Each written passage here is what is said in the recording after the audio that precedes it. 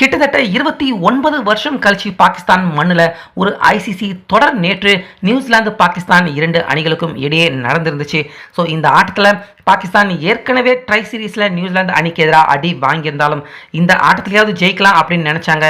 ஆனால் ஒரு பூனையால் கடைசியாக இந்த ஆட்டத்திலேயே பாகிஸ்தான் அணி அவங்க தோல்வி அடைஞ்சிட்டாங்க அப்படின்னு யாருமே எதிர்பார்க்காத ஒரு பரபரப்பான விஷயம் நேற்றைய ஆட்டத்தில் நடந்திருக்கு.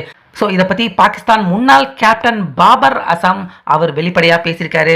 ஸோ அந்த வகையில் பாகிஸ்தான் அணியின் முன்னாள் கேப்டனான பாபர் அசாம் இந்த ஆட்டத்தில் அவங்க தோல்வி அடைஞ்சதை பற்றி அவர் முக்கியமான காரணமாக சுட்டி காட்டியிருக்கிறது.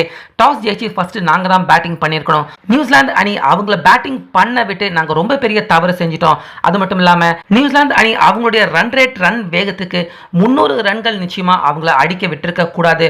அவங்க ஆரம்பத்தில் ஸ்லோவாக விளையாண்டு இரண்டாம் பாதிக்கு மேலே தான் அதிரடியாக விளையாட ஆரம்பிச்சாங்க. அவங்கள சமாளிக்கக்கூடிய அளவுக்கு எங்க கிட்ட போதிய ஸ்பின் பவுலர்கள் இல்லை. இந்த பிச்சும் ஓரளவுக்கு ஸ்பின் ட்ராக்குக்கு சாதகமாக இருக்கு. ஆனால் எங்க பக்கம் நல்ல ஒரு ஸ்ட்ராங்கான ஸ்பின் பவுலர்கள் இல்லாமல் போனதும் எங்களுக்கு ரொம்ப பெரிய ஒரு பின்னடைவாக தான் பார்க்கப்படுது.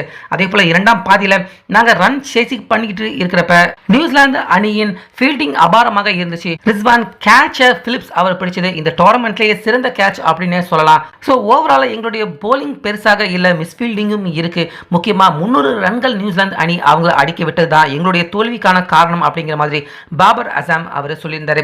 அதே போல ரசிகர்கள் எல்லாருமே பாபர் அசாம் அரை சதம் அடிச்சு செஞ்சுரி அடிச்சிருவாரு, பாகிஸ்தானை ஜெயிக்க வைக்க போறாரு அப்படின்னு ரசிகர்கள் எல்லாமே நினைச்சுக்கிட்டு இருக்கப்ப திடீர்னு ஒரு கருப்பு கலர் பூனை பார்த்தீங்கன்னா மைதானத்துக்கு உள்ள வந்து ஆட்டத்தை சில நொடிகள் தாமதம் தடைப்பட வச்சிருந்தது. ஸோ அந்த பூனையை வெளியே துரத்துனதுக்கு அப்புறமா அடுத்த ஓரிரு பந்துகள்லேயே பாபர் அசாம் அவருடைய விக்கெட்டை இழந்துட்டாரு.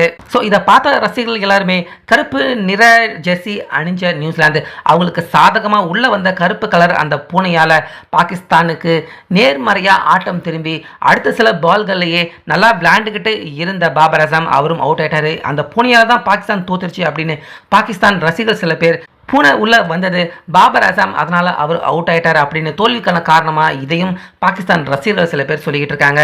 அந்த வகையில் பாகிஸ்தானுடைய இந்த தோல்வியை பற்றி உங்க கருத்தை கமெண்ட்ல சொல்லுங்க.